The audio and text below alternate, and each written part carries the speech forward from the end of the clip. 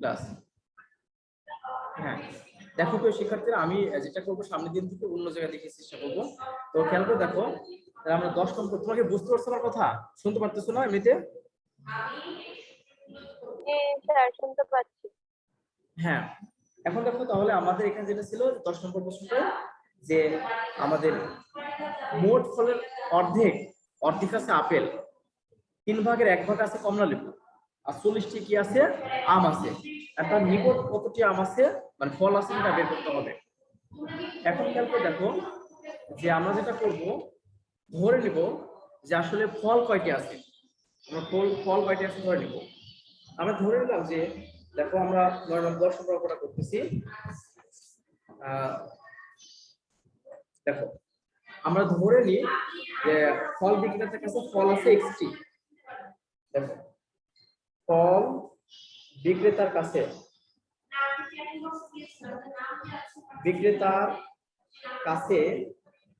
ফল আছে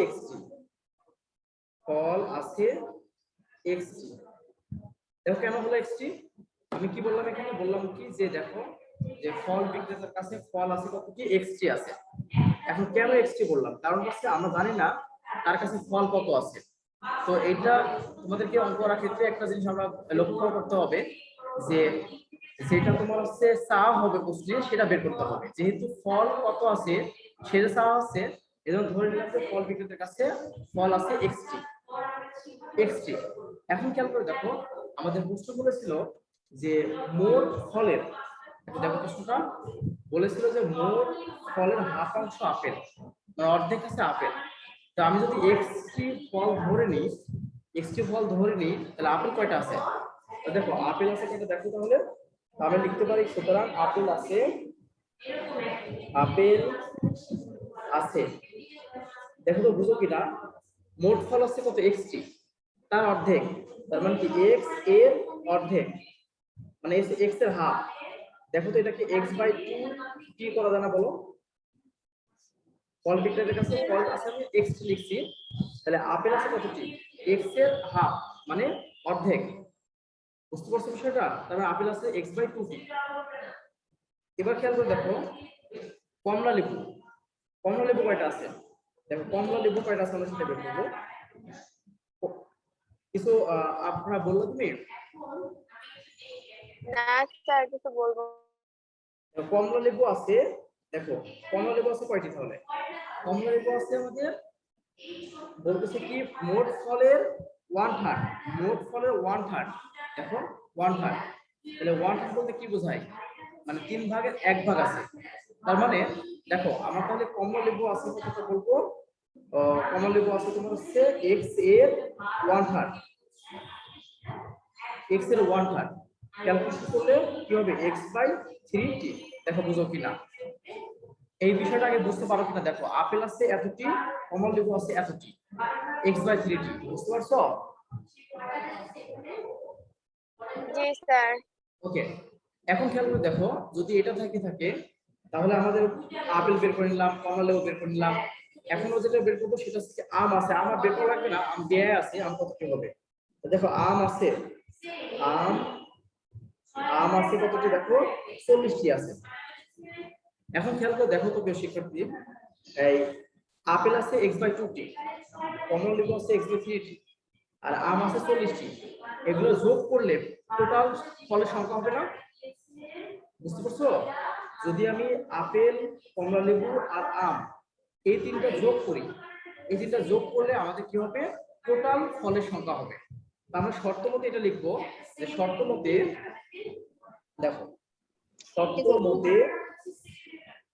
x/2 plus x/3 plus 40 equal to হবে হচ্ছে x। দেখো তো বুঝতে পারো কিনা? x/2 plus x/3 plus 40 equal to x হলো। এটা বুঝতে পারছো কিনা? বিষয়টা হচ্ছে দেখো এখানে আমরা যে বিষয়টা নিয়ে আমরা কথা বলতেছি, দেখো এটা ছিল আপেলের সংখ্যা, এটা ছিল কমলা লেবুর সংখ্যা, আর এটা হচ্ছে আমের সংখ্যা। টোটাল যোগ করলে টোটাল ফল পাবো না? আমি কিন্তু প্রথমের দিকে এখন টোটাল ফল x কেন হলো? কারণটা কিন্তু দেখো আমি কিন্তু প্রথমের দিকে লিখে রাখছিলাম যে বিক্রেতার কাছে ফল আছে x যেহেতু বিক্রেতার কাছে ফল আছে x সেক্ষেত্রে তোমাকে দেখো খেয়াল করে কিন্তু সেজন্য আমি করলাম কি এখানে x লিখলাম। বুঝতে পারছো বিষয়টা? টোটাল ফল xt, যে টোটাল ফল যে xt হয় তাহলে কমলা লেবু, সরি আপেল, কমলা লেবু আর আম, এই তিনটা যোগ করে দেখো আমাদের টোটাল ফল হয়েছে। টোটাল ফলটা কি x, কারণ ধরে নিয়েছিলাম যে এই ফল বিক্রেতার কাছে xt কি আছে, ফল আছে। কথা কি বুঝতে পারছো সবাই? ওকে জি স্যার। ওকে, এখন খেয়াল করে দেখো আমরা এখন কি করবো, সমাধান করবো এটাকে সমাধান করবো। তো সমাধান করার ক্ষেত্রে দেখো প্রথমে আমরা করবো কি, একটা কাজ করতে পারি, সেটা হচ্ছে এই x টাকে এই পাশে নিয়ে আসতে পারি, x টাকে এই পাশে নিয়ে আসতে পারি। তাহলে নিয়ে দেখো x/2 plus x/3 minus x equal to, আর এটাকে আমি ওই পারে নিয়ে গেলাম। দেখো তো বুঝো নাকি কেউ শিক্ষার্থীরা, বুঝো কিনা? আমরা এটা জানি জি যে স্যার যখন এক পাশ থেকে আরেক পাশে নিয়ে যাই তখন চিহ্নটা পরিবর্তন হয়ে যায়। তো এখন যেহেতু এটা হচ্ছে তোমার প্লাস এক্স, এই পাশে হলো মাইনাস এক্স হয়, আর এই 40টা এই পাশে গেলে মাইনাস 40 হয়। ওকে, এখন আমরা করবো কি, এই যে এর ভিতরে এখন লসাগু করবো, এর ভিতরে আমাদের এখন লসাগু করবো। এখন লসাগু করলে কি হয় দেখো তো, লসাগু যদি করো তাহলে 2 3 আর 1 লসাগু 6 হয়, 6 লিখলাম। এখন দেখো 2 দিয়ে থেকে ভাগ করো 3 হয়, 3 হয় ঠিক না, 3 হয়। তাহলে 3 দেখো এই যে 3x, মানে আমরা কি জানি যে এটা দিয়ে যখন আমরা ভাগ করব ভাগফল পাবো, সেই ভাগফলের সাথে উপরে একটা গুণ হয়। কথা কি বুঝতে পারছো? তাহলে আমরা 3x লিখলাম, যোগ এই 3 দিয়ে যখন একে ভাগ করব কত হবে, 2 হবে, 2 উপরে একটা সাথে গুণ, 2x মাইনাস, মাইনাস দেখো 1 দিয়ে একে ভাগ করলে কত হয়, 1 দিয়ে একে ভাগ করলে 6 হয়, 6 এর সাথে উপরে একটা গুণ মানে মাইনাস 6x। দেখো বুঝো কিনা, দিয়ে মাইনাস 40। বুঝতে পারছো? জি স্যার। ওকে, এখন দেখো এই 3 আর 2 কত 5 হয়, এই যে 5x minus 6x by 6 equal to minus 40। এখন আমরা জানি যখন এই পাশে ভাগ অবস্থা থাকবে ওই পাশে গেলে কি হবে, গুণ হবে, ওই পাশে গেলে কি হবে, গুণ হবে। এখন দেখো 5x থেকে আবার 6x বাদ দিলে থাকে হচ্ছে মাইনাস x, আর এটা ওই পাশে গুণ করে দিলে 200 424 মানে 240 হয়। দেখো বুঝো কিনা, 240 হয়। এখন উভয়পক্ষকে মাইনাস মাইনাস দিয়ে ভাগ করো, মাইনাস মাইনাস দিয়ে ভাগ করে দিলে থাকলো কত দেখো, এই পাশে x আর এই পাশে 240। তার মানে আমরা বলে দিয়েছিলাম না যে ফল আছে xt, তাহলে আমরা এখন বলতে পারি সুতরাং ফল আছে 240 টি। তা আমরা লিখতে পারি সুতরাং আমরা ফল আছে কয়টি, 240 টি। সুতরাং ফল আছে কতটি, 240 টি। কেন 240 টি বলতেছি, কারণ x এর মান 240 পেলাম, এই যে আমি বলে দিয়েছিলাম। দেখো ফল আছে কত, 240 টি। আমি যে বলে দিয়েছিলাম যে ফল বিক্রেতার কাছে এসে 240 টি, সরি x টি ফল আছে, x এর মানটা তো পেয়ে গেলাম, তখন বলে দিচ্ছি যে সুতরাং ফল আছে 240 টি। তোমরা কি বুঝতে পারছো বিষয়টা? তোমরা কি সবাই বুঝতে পেরেছো? জি স্যার স্যার। দেখি হ্যাঁ, তোমাদের কি খুব সমস্যা হচ্ছে মানে কথাগুলো শুনতে, বা অন্য কোনো সমস্যা হচ্ছে কি?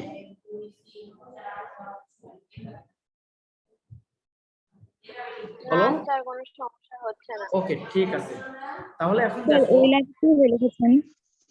কি, হ্যাঁ কি বললাম বলো পৌশি। স্যার ওই যে 5x minus 6x। ও 5x মাইনাস 6x, এটা এটা বুঝোনি না, এখান থেকে কি কোনটা বুঝোনি বলো তো আমাকে, এখান থেকে এটা বুঝোনি না এটা থেকে এটা বুঝোনি, কৌশি বলো। মানে আমি বলতে 240 টাকে আসলো মানে একটু জোরে বলো, আমি বুঝতে পারতেছি না, এমনিতে শব্দ হচ্ছে তো বা অন্য, বলো তো কি। স্যার ওই যে 240 টা কিভাবে আসলো, মাইনাস 240? ও 240 কিভাবে আসলো, দেখো খেয়াল করে আমরা এটা জানি যে কোনো কিছু যদি ভাগ থাকে এই পাশে, ওই পাশে গেলে গুণ হয়ে যায়। কোনো কিছু যদি ভাগ থাকে এই পাশে, ওই পাশে গেলে গুণ হয়ে যাবে, আবার এই পাশে গুণ থাকলে ওই পাশে গেলে ভাগ হবে। আবার এটাও জানি এই পাশে যোগ থাকলে ওই পাশে বিয়োগ হয়। দেখো এই 6টা এই পাশে কি অবস্থা ছিল বলো তো, এই 6টা অবস্থা ভাগ ছিল, যার কারণে সে ভাগটা ওই পাশে গেলে কি হলো, গুণ হয়ে গেল। মানে মূলত আমি এক লাইন গ্যাপ দিয়েছি, গ্যাপ দেওয়ার কারণে তোমরা একটা বিষয়টা বুঝতে পারোনি। আসলে আমি আরেক লাইন যদি এই পাশে একটু লিখে দিই তাহলে বুঝতে পারবে। মানে 5x থেকে যদি 6x বাদ দাও থাকে -x, আর এই 6টার সাথে গুণ হয়ে যায়, অর্থাৎ -40 গুণ হচ্ছে 6। দেখো বুঝো কিনা, -40 গুণ হচ্ছে 6, এটাই আসলে আমার -240। আমি লাইনটা একটু গ্যাপ হয়ে গেছে, মানে আমি একটা লাইন গ্যাপ দিয়ে দিচ্ছি, বুঝতে পারছো? মানে এই ভিতরে লাইনটা হবে, এই ভিতরে লাইনটা হবে। এবার বুঝতে পারছো? জি স্যার। ওকে, সেটা 424 মানে 240 হলো। কথা কি বুঝতে পারছো বিষয়টা? হ্যাঁ। এখন দেখো যে আমরা পরেরটা অঙ্ক দেখাবো, সেটা হচ্ছে যদি এটা বুঝে থেকো তাহলে পরেরটা অঙ্ক দেখো আমরা কোনটা দেখাতে পারি। খুবই সোজা একটা অঙ্ক, যে পিতার বর্তমান বয়সের অঙ্ক একটা দিয়েছে, মজার অঙ্ক, প্রত্যেকটা জায়গায় পাবা তোমরা। এই অঙ্কটা ভালোভাবে দেখে নাও। দেখো প্রশ্নটা আগে পড়ায়, তারপর হচ্ছে অঙ্ক করবো। এখানে বলতেছি দেখো যে পিতার বর্তমান বয়স পুত্রের বর্তমান বয়সের 6 গুণ। মানে পিতার বর্তমান বয়স হচ্ছে পুত্রের বয়সের 6 গুণ, বর্তমান বয়সের 6 গুণ। 5 বছর পর তাদের বয়সের সমষ্টি হবে 45 বছর। মানে 5 বছর পরে তাদের বয়সের সমষ্টি, মানে পিতা এবং পুত্রের বয়সের সমষ্টি হবে 45 বছর। আমি বলছি পিতা ও পুত্রের বর্তমান বয়স কত, এটাকে আমাদেরকে বলতেছে পিতা ও পুত্রের বর্তমান বয়স কত। এখন খেয়াল করে দেখো, যদি এখানে কিন্তু অনেক সুন্দর একটা কথা বলছে যে পিতার বর্তমান বয়স হবে পুত্রের বর্তমান বয়সের 6 গুণ। এখন খেয়াল করে দেখো, যদি পিতার বয়স পুত্রের বয়স 1 বছর হয়, যদি ঠিক এরা বলা হবে না, যদি পুত্রের বয়স 5 বছর হয় তাহলে কত বছর হয় বলো তো পিতার বয়স? যদি পুত্রের বয়স 5 বছর হয়, পিতার বয়স কত হবে? 30। 30, কারণ কি 6 গুণ বলতেছে। তা আমরা তো আসলে জানি না আসলে পুত্রের বয়স কত, জানি কি সেটা 2 বছরও হতে পারে, 5 বছরও হতে পারে, 10 বছরও হতে পারে, 20 বছরও হতে পারে, যে কোনো কিছু হতে পারে, হতে পারে না বলো? তো আমরা তো জানি না আসলে বয়স কত, সেজন্য আমরা করবো কি, এটা ধরে নিব যে পুত্রের বর্তমান বয়স হচ্ছে x বছর। কথা কি ক্লিয়ার?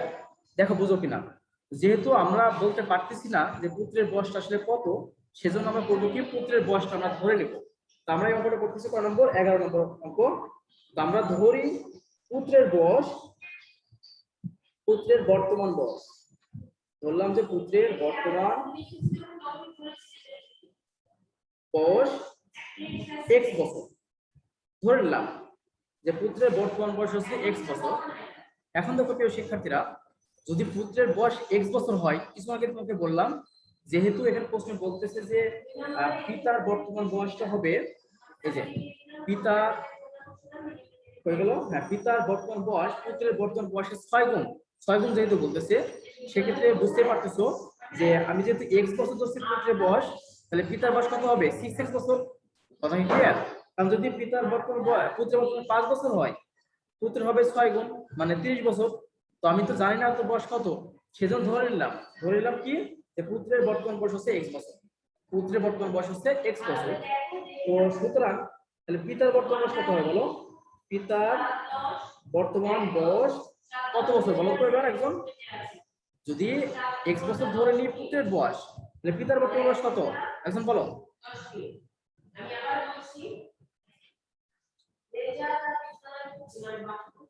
আফসানা, আফসানা ফাতেমা বলো তুমি এটা। রোল 60 6x বছর, 6x বছর, কারণ 6 গুণ পুত্রের বয়সের 6 গুণ হচ্ছে পিতার বয়স। এজন্য পুত্রের বয়স যদি x বছর হয়, অবশ্যই পিতার বয়স হবে 6x বছর, কারণ 6 গুণ বেশি। ওকে, এখন খেয়াল করে দেখো তো প্রিয় শিক্ষার্থীরা, মনে করো যদি এটা পুত্রের বর্তমান বয়স x বছর হয়, 5 বছর পরে, 5 বছর পরে পুত্রের বয়স কত হবে? এটা যদি বর্তমান বয়স হয়, মনে করো একজনের বয়স এখন 10 বছর, 5 বছর পর কত হবে? 15 বছর হবে না? 15 বছর হবে। সেই 15 বছর আমি কিভাবে বের করলাম? সেটা বের করলাম হচ্ছে কিভাবে, দেখো 10 এর সঙ্গে আরো 5 যোগ করলাম, কারণ 5 বছর পরে কত হবে সেটা যোগ করবো। তাহলে কত হলো দেখো? 15 বছর। সরি, আমি তোকে দেখাতে পারি 15 বছর। তাহলে এখন যে বিষয়টা দাঁড়ালো, যে পুত্রের বর্তমান বয়স যদি x বছর হয়ে থাকে, তাহলে 5 বছর পরে পুত্রের বয়স কত হবে? 5 বছর পরে পুত্রের বয়স কত হবে? তো দেখো 5 বছর পরে পুত্রের বয়স অবশ্যই x এর সাথে 5 যোগ হবে। কথা কি বুঝতে পারছো? তাহলে এখন দেখো 5 বছর পর আমি লিখতেছি 5 বছর পর পুত্রের, দেখো প্রিয় শিক্ষার্থীরা, পুত্রের বয়স হবে কত? x + 5 বছর না? হবে এগুলো আর এই সমান কোনো দরকার নাই। পুত্রের বয়স হবে x প্লাস 5 বছর। কেন? কারণ এখন যদি তার বর্তমান বয়স যদি x বছর হয়, 5 বছর পরে অবশ্যই 5 যোগ হবে। কারণ মনে করো তোমার বয়স এখন হচ্ছে মনে করো যে 11 কি 12 ধরে নিলাম, তোমাদের বয়স 11 কি 12, তো 5 বছর পরে তোমাদের বয়স অবশ্যই 11 সাথে যোগ হবে 5, যোগ হয়ে সেটা হবে কি 16।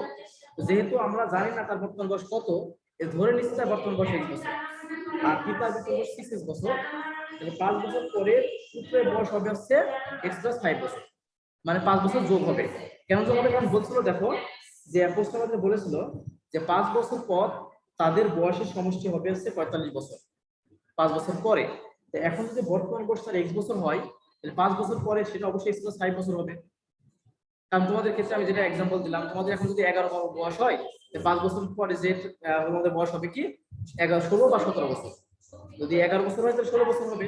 তাহলে আমরা কি করলাম, 11 এর সঙ্গে 5 যোগ করলাম, করে আমরা কি বের করলাম, 16 বের করলাম।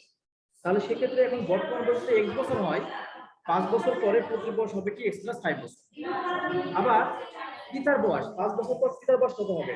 পিতার বয়স হবে, দেখো পিতার বয়স হবে হচ্ছে কয় বছর? এখন বলো তো একজন, পিতার বয়স কত হবে 5 বছর পর? এই 5 বছর পর তো আমি লিখলাম পুত্রের বয়স x প্লাস 5 বছর, তাহলে পিতার বয়স কত হয় 5 বছর পর? বলো, আপনারা বলো। জি স্যার। আমি তোমাকে বললাম যে এই যে যেমন আমি দেখিয়েছিলাম যে পুত্রের বর্তমান বয়স হচ্ছে x বছর, তাহলে 5 বছর পর পুত্রের বয়স হবে x প্লাস 5 বছর। এখন পিতার বয়স কত হবে 5 বছর পরে?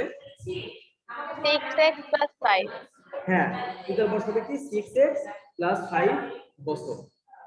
কারণ তার বয়স, পিতার বয়স হচ্ছে 6x বছর, তাই 6x এর সাথে 5 বছর পরে 5 যোগ হবে, এজন্য 6x প্লাস 5 বছর হয়েছে আমাদের। এখন খেয়াল করে দেখো প্রশ্নটা যেটা দেওয়া ছিল যে এদের সমষ্টি, মানে এর বয়স সমষ্টি মানে যোগফল তোমাদেরকে বলছিলাম, তার মানে পুত্রের বয়স এবং পিতার বয়সের সমষ্টি হবে কত বছর? আমাদের প্রশ্নে দেওয়া ছিল হচ্ছে 45 বছর। 5 বছর পরে পিতার বয়স আর পুত্রের বয়স এদের সমষ্টি হবে কি 45 বছর। তাহলে এখন দেখো, আমরা প্রশ্ন মতে লিখতে পারি বা শর্ত মতে লিখতে পারি যে শর্ত মতে 5 বছর পরে বয়স এটা পুত্রের x প্লাস 5 যোগ 6x প্লাস 5, কারণ কি এটা হচ্ছে কার বয়স? পিতার বয়স। এদের যোগফল করলে সেটা হবে কি 45 বছর। দেখো বুঝতে পারো কিনা, পুত্রের বয়স আর পিতার বয়স এদের যোগ করে আমরা পেলাম কত? 45 বছর। কারণ প্রশ্নে আমাদের দেয়া আছে, দেখো দেয়া আছে যে 5 বছর পর তাদের বয়সের সমষ্টি হবে 45 বছর 5 বছর পরে। তা সেক্ষেত্রে সমষ্টি বলতেছে, তো সমষ্টি বের করার জন্য এজন্য আমরা করলাম কি প্রথমে এই যে এটা পুত্রের বয়স আর এটা হচ্ছে পিতার বয়স, এদের যোগ করে সেটা দেখলাম কি 45 এর সমান হবে। কথা কি বুঝতে পারছো এই পর্যন্ত?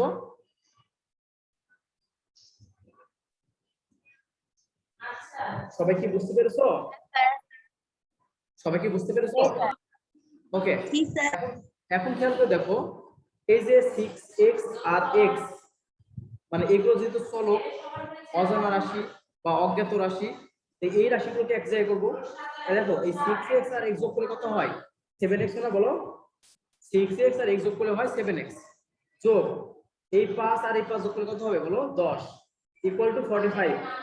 কথা কি বুঝতে পারছো সেটা? এখন খেয়াল করে দেখো, বা 7x ইকুয়াল টু 45 মাইনাস 10 কেন করলাম? কারণ সংখ্যাগুলোকে এক পাশে করলাম, এই 45 আর মাইনাস আছে 10, এই 10টা যদি এই পাশে প্লাস ছিল ডান পাশে এসে মাইনাস হয়ে গেল, সেই এটার নাম কি? এটার নাম আছে পক্ষান্তর করে। এটা যেটা করলাম হচ্ছে পক্ষান্তর করে। ওকে, এবার দেখো খেয়াল করে, তো আমরা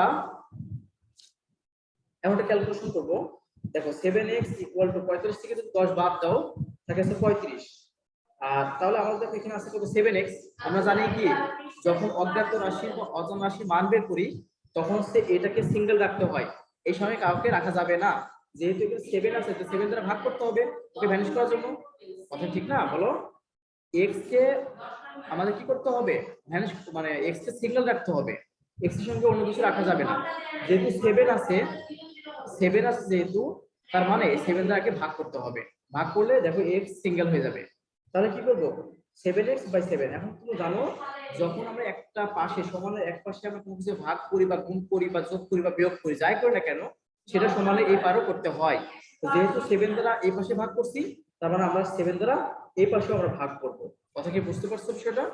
এটাকে স্বতঃসিদ্ধ প্রসেস বলা হয়। আমরা যে স্বতঃসিদ্ধ প্রসেসের কথা বলছি সেটা হচ্ছে স্বতঃসিদ্ধ প্রসেস। আমাদের ক্লাস 6 এ এই বিষয়টা ছিল যে 4টা স্বতঃসিদ্ধ ছিল, যে যদি আমি এক পাশে কোনো কিছুটা ভাগ করি অবশ্যই অপর পাশে একটা কিছুটা ওটা দ্বারা ভাগ করতে হবে। তো এখন খেয়াল করে দেখো এই 7 আর এই 7 কেটে যায়, এই 7 আর এই 7 কেটে যায়, কেটে গেলে দেখো কি হয় এখান থেকে x আর এখানে যা থাকলো 35/7। এখন দেখো এটা যদি ভাগ করো তাহলে 5 7 35 হয়, এখানে কিন্তু 5 হয়। কথা কি বুঝতে পারছো? এটা কিন্তু 5 হয়, তার মানে x সমান হচ্ছে কত 5। এখন দেখো তো এই শিক্ষার্থীরা প্রথমে একটা বিষয় ধরে নিছিলাম, কি ধরে নিছিলাম যে পুত্রের বর্তমান বয়স হচ্ছে x বছর, পুত্রের বর্তমান বয়স হচ্ছে x বছর। এবার খেয়াল করে দেখো পুত্রের বর্তমান বয়স x বছর যদি হয়ে থাকে আমরা কিন্তু x এর মানটা বের করলাম, x এর মানটা কত 5। তাহলে আমরা কিন্তু এখান থেকে লিখতে পারি যে সুতরাং পুত্রের বর্তমান বয়স হচ্ছে 5 বছর। লিখতে পারি দেখো পুত্রের বর্তমান বয়স 5 বছর, বর্তমান বয়স হচ্ছে কত 5 বছর। কথা কি বুঝতে পারছো? কারণ কি ধরে নিয়েছিলাম যে পুত্রের বর্তমান বয়স x বছর, তো x এর মানটা যেহেতু পেয়ে গেছি তখন করবো কি আমরা x এর মানটা যেহেতু পেয়ে গেছি সেক্ষেত্রে আমরা বসাই দিলাম যে পুত্রের বর্তমান বয়স হচ্ছে 5 বছর। এখন দেখো পিতা, পিতার বর্তমান বয়স, পিতার বর্তমান বয়স আমরা পেয়েছিলাম 6x বছর, 6x। তাহলে কি দেখো 6 এর সঙ্গে আর x এর মানটা 5 বসিয়ে দাও, তার মানে কত হবে 30 বছর। দেখো বুঝতে পারছো কিনা? তার মানে আমরা পেলাম হচ্ছে পুত্রের বর্তমান বয়স x বছর 5 বছর আর পিতার বর্তমান বয়স হচ্ছে 30 বছর। কথা কি বুঝতে পারছো?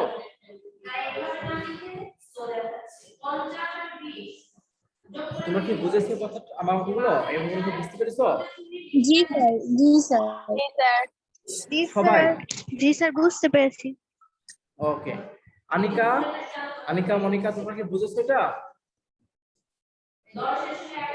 আমি একটা স্ক্রিনশট নিব। কি স্ক্রিনশট নিবা? তাহলে দুইবারে তো যাবে না, জি একবারে নাও, স্যার। দুইবারে নাও, দুইবারে নাও। তাহলে থাম আস্তে আস্তে আমি আমি আচ্ছা আমি আমি আস্তে আস্তে দিয়ে দিই, তারপর নিবা। দেখো অঙ্কটা শুরু হয়েছে এই জায়গা থেকে।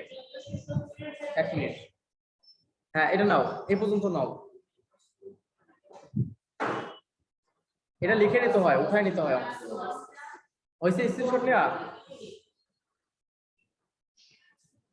জি স্যার হয়েছে। তারপরে দেখো তারপরে এখান থেকে এই যে এখান থেকে নাও, এটুকু নাও, এটুকু নাও। তারপর লাস্ট একটা অংশ আছে সেটা হচ্ছে এই যে এখান থেকে নাও, এটুকু। 3টা অংশ ভাগ হয়েছে।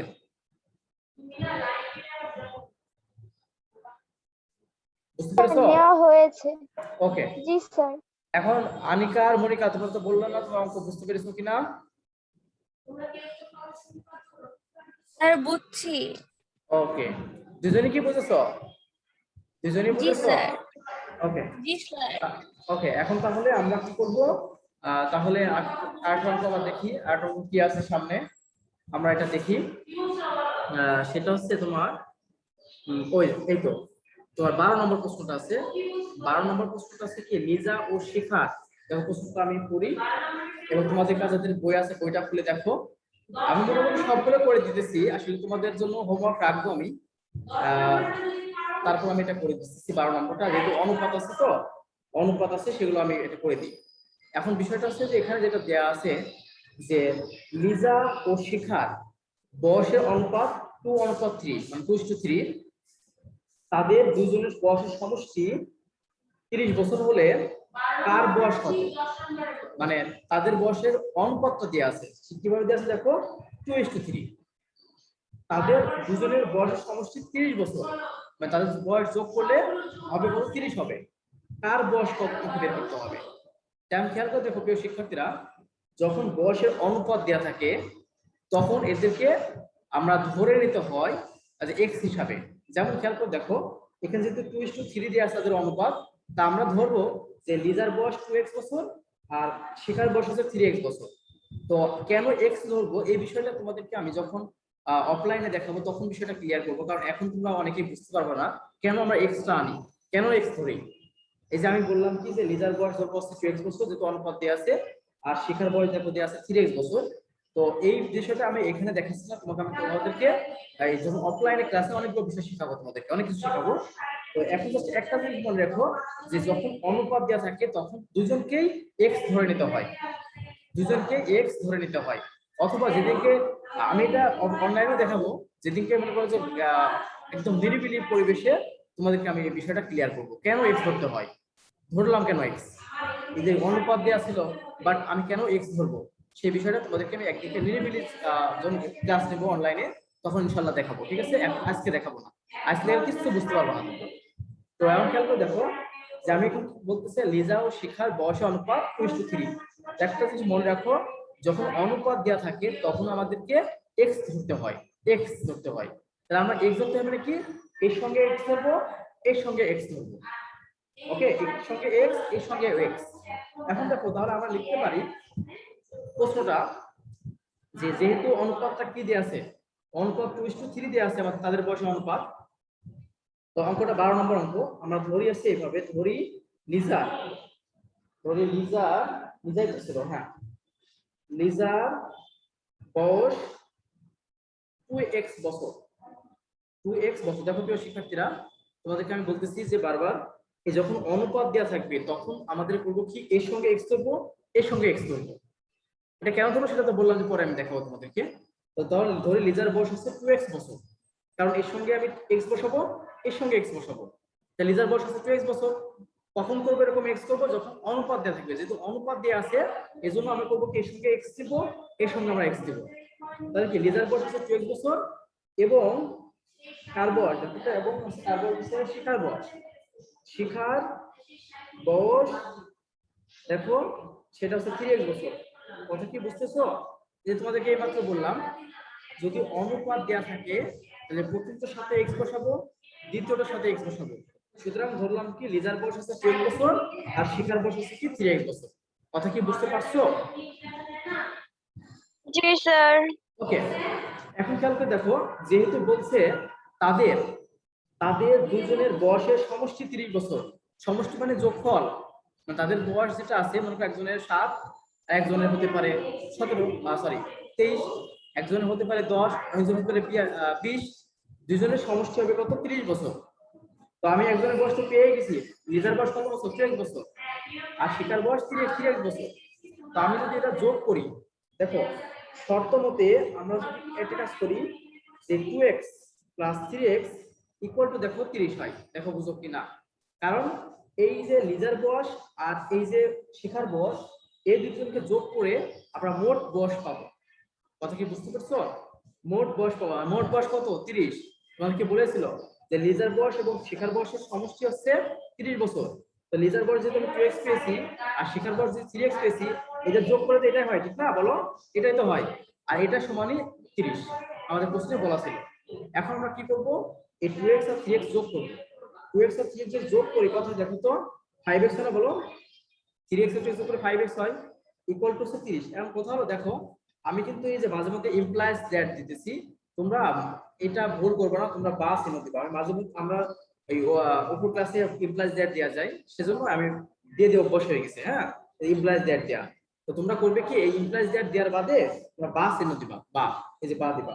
আমি মাঝে মধ্যে ভুলে দিয়ে ফেলতেছি, হ্যাঁ, এটা বা দিবা। তো এখন খেয়াল করে দেখো, তাহলে এটা কিন্তু বা, তাহলে 5x = কত, 30 হলো। এখন আমরা কি জানি, যেটা অজ্ঞাত রাশি বা অজানা রাশি বা চলক, সেই মানটাকে বের করতে হয়।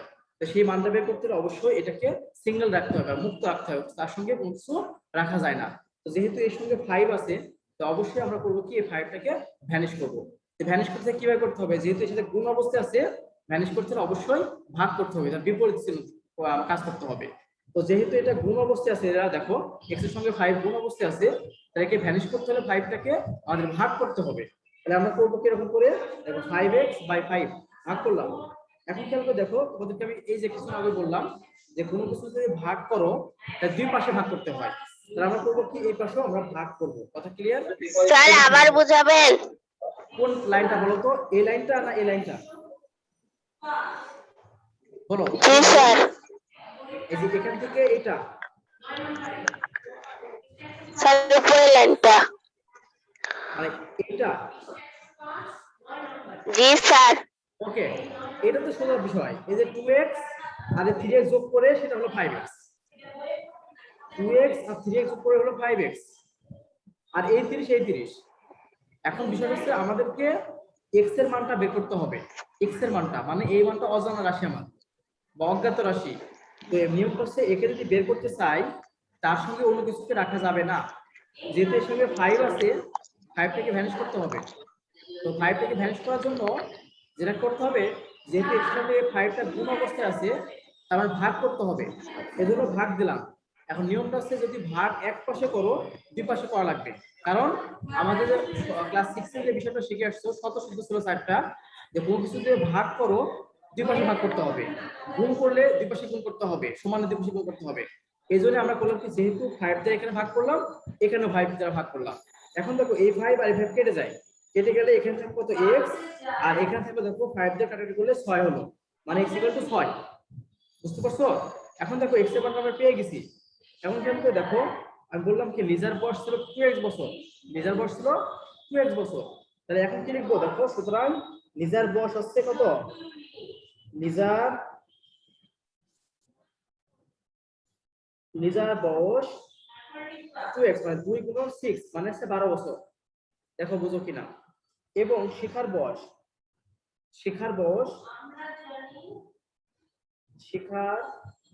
ইকুয়াল টু, দেখো শিখার বয়স ধরছিলাম কি 3x বছর, তার মানে কি 3 গুণন x, x এর মানে কত পেয়ে গেলাম 6 মানে ইকুয়াল টু 18 বছর। দেখো বুঝো কিনা, এটা আমাদের आंसर। লিজার বয়স পেলাম। প্রিয় শিক্ষার্থীরা কি ব্যাপার, আমার নেট কেটে গেল নাকি?